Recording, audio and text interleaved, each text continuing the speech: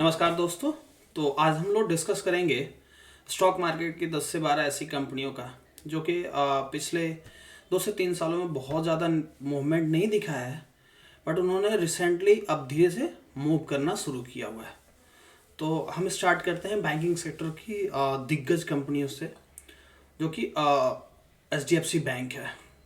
H D F C bank ने पिछले अगर देखा जाए तो 2 से 3 सालों में बहुत अच्छा रनअप नहीं किया है और करेंटली ये 1656 पे ट्रेड कर रहा है। तो आप चाहे तो इसमें जब भी कभी आने वाले टाइम में गिरावट होती है तो उन गिरावट पे डिप पे जैसे कि 1540 1560 के लेवल पे आप जो है कि थोड़ा सा क्वांटिटी के साथ अपनी इन्वेस्टमेंट की शुरुआत कर सकते हैं।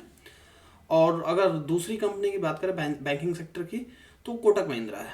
कोटक महिंद्रा ने भी पिछले 2 से 3 सालों में बहुत अच्छा मूवमेंट नहीं दिखाया है। तो और ये करेंटली 1850 के आसपास ट्रेड कर रहा है। तो अगर आने वाले टाइम में इसमें जब भी कभी आपको थोड़ा डिप दिखाई दे तो आप इसमें इन्वेस्टमेंट करके चल सकते हैं, जो कि 1780-90 के आसपास जब भी आपको इस पर मौका दे तो आप अपनी इन्वेस्टमेंट की शुरुआत इस बैंक के साथ कर सकते हैं। अगर आईटी कंपनियों की बात की जाए तो आईटी कंपनी भी पिछले 2-3 साल में बहुत अच्छा रिटर्न्स नहीं दिया हुआ है, बट अब इस निफ्टी के मूवमेंट के साथ लग रहा है कि वो भी आने वाले टाइम में हमें अच्छा रिटर्न्स दे सकती हैं। तो अगर हम आईटी सेक्टर की बात करें तो आईटी की टॉप कंपनी के साथ मैं स्टार्ट करना चाहता हूँ इन्फोसिस, जो कि ऑलमोस्ट 1580 के आसपास ट्रेड कर रहा है। और अगर आप चाहें इन्वेस्टमेंट करना है इस कंपनी में तो जब भी आपको इसमें थोड़ा डेप दिखाई पड़े 1500 के आसपास तो आप अपनी इन्वेस्टमेंट की शुरुआत यहाँ से कर सकते हैं। और आईटी की दूसरी कंपनी के बारे में अगर हम बात करें तो टेक महिंद्रा ने भी अभी थोड़ा सा इस रैली में पार्टिसिपेट किया हुआ है, जो कि ऑलमोस्ट 1300 पे ट्रेड कर रहा है। तो आने वाले टाइम में अगर आपको जब भी कभी इसमें थोड़ा डिप दिखाई पड़े तो आप टेक महिंद्रा पे भी अपने वॉच लिस्ट में डाल के रख सकते हैं और इनमें भी थोड़ा सा इन्वेस्टमेंट स्टार्ट कर सकते हैं। ऑटोमोबाइल कंपनी की बात करें तो वैसे टाटा मोटर्स ने बहुत अच्छा रनअप दिखाया है पिछले 2 साल में। ये ऑलमोस्ट 725 के रेंज में ट्रेड कर रहा है। तो अगर आने वाले टाइम में आपको जब भी कभी इसमें 650-660 के करीब का डिप दिखाई पड़े तो आप इस पे इन्वेस्टमेंट करके चल सकते हैं।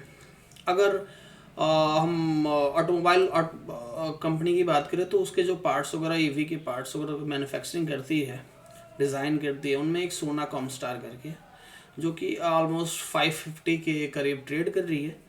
तो अगर आप चाहें तो इसमें भी जब भी कभी आपको 509 या 500 510 500 के करीब आपको जब भी कभी अपने सपोर्ट लेवल पे आए तो आप इसमें भी थोड़ा इन्वेस्टमेंट करके चल सकते हैं। ये भी अच्छी कंपनी है।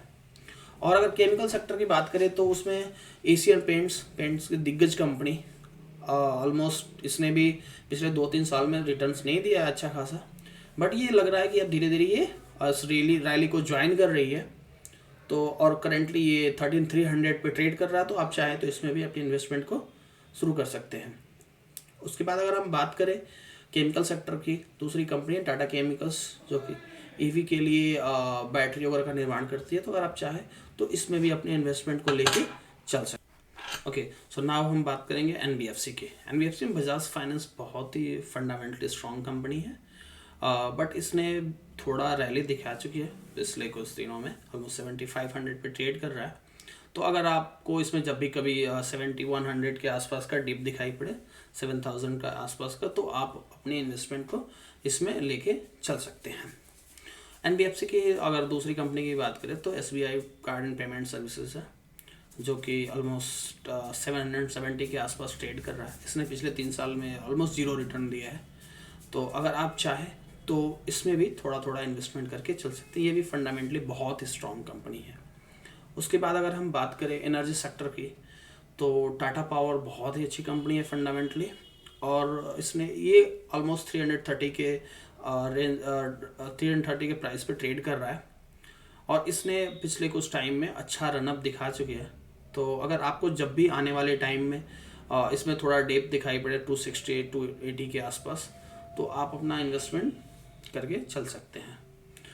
एनर्जी सेक्टर की दूसरी कंपनी का पावर डिस्ट्रीब्यूशन की बात करें तो वो है आई एक्स ऑलमोस्ट 150 के रेंज पे चल रहा है। ये अपने 52 वीक्स हाई से बहुत नीचे है और ऑलमोस्ट इसने देखा जाए तो पिछले 3 साल में कोई अच्छा रिटर्न नहीं दिया है।